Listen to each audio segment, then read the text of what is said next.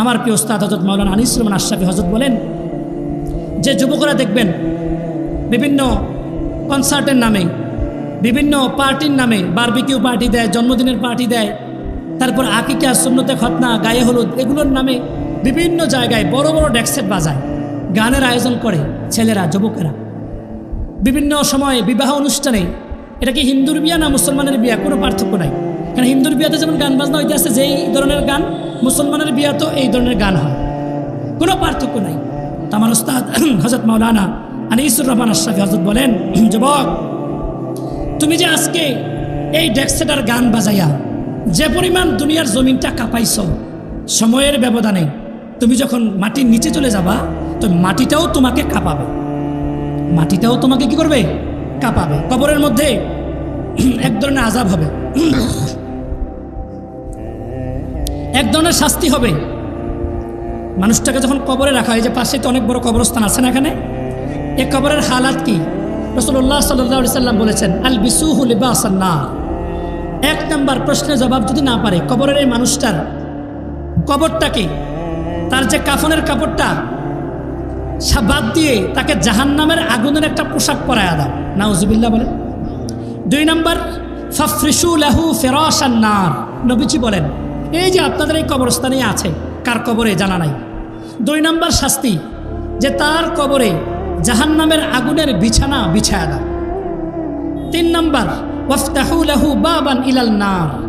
এই জাফরগঞ্জের কবর থেকে যারে শোয়াইছেন, আপনার বাবা, দাদা, দাদি, নানা, নানি, আপনজন, আত্মীয় স্বজন, এলাকাবাসী, 3 নাম্বার, তার কবর থেকে জাহান্নাম পর্যন্ত একটা রাস্তা তৈরি করে দাও, যেন এই যে আমার পাখা লাগা রাখছে, তো পাখা থেকে কি আসতেছে? বাতাস আসতেছে, দূরে না, অনেক দূরে না। তো আল্লাহ রসুল বলেন, ঠিক জাফরগঞ্জের কবর থেকে তারা যে আজকে দাফন করলো, এখান থেকে শুরু করে জাহান্নাম পর্যন্ত একটা রাস্তা তৈরি করে দাও, যেন আগুনের তাপ আসতে পারে। করে এলো 3টা।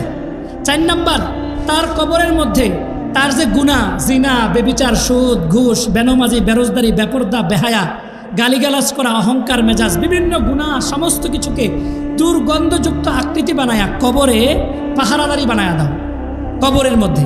তাহলে কি শাস্তি হলো? 1 নাম্বার, তার কাফনের কাপড় খুলে আগুনের পোশাক পরে দাও। 2 নাম্বার, তার মাটিটা সরাইয়া জাহান্নামের আগুনের বিছানা বিছায়া দাও। 3 নাম্বার, কবর থেকে জাহান্নাম পর্যন্ত রাস্তা তৈরি করে দাও। 4 নাম্বার, তার সমস্ত বদ আমলগুলোকে দুর্গন্ধযুক্ত বানায়া কবরে পাহারাদারির ব্যবস্থা করে দাও। সে জিজ্ঞাসা করবে তুমি কে? তো সে বলবে আমি তোর সুদ, আমি তোর ঘুষ, আমি তোর বেপরদা, আমি তোর বেহায়াপনা, আমি তোর সমস্ত খারাপ যা যা দুনিয়াতে করেছো, কিয়ামত পর্যন্ত আমারে আকৃতি বানায়া, দুর্গন্ধযুক্ত বানায়া তোমারে ধিক্কার দেওয়ার জন্য রেখে দিস। এরপরে আল্লাহ নবীজি আরেকটা হাদিসের মধ্যে বলেন, সাহাবীদেরকে এভাবে দেখাচ্ছে, দেখেন আমার দিকে, এই যে দেখেন না, আমার এক আঙ্গুলের হাত, আঙ্গুলগুলো আরেক আঙ্গুলে ঢুকে গেছে না এরকম, তো একটার ভিতরে একটা ঢুকে গেছে। আল্লাহ নবীজি বলেন, কবরে আরেকটা আযাব দেওয়া হবে, সেটা কি? হাত্তা তাখতালিফা আদলাউহু। ডানের হাড়গুলো যখন কবরে মাটিটা চাপা দিবে আপনার গুনাহের কারণে, এই জাফরগঞ্জ কবরে কতজনকে চাপা দিছে জানা নাই, আল্লাহ জানে।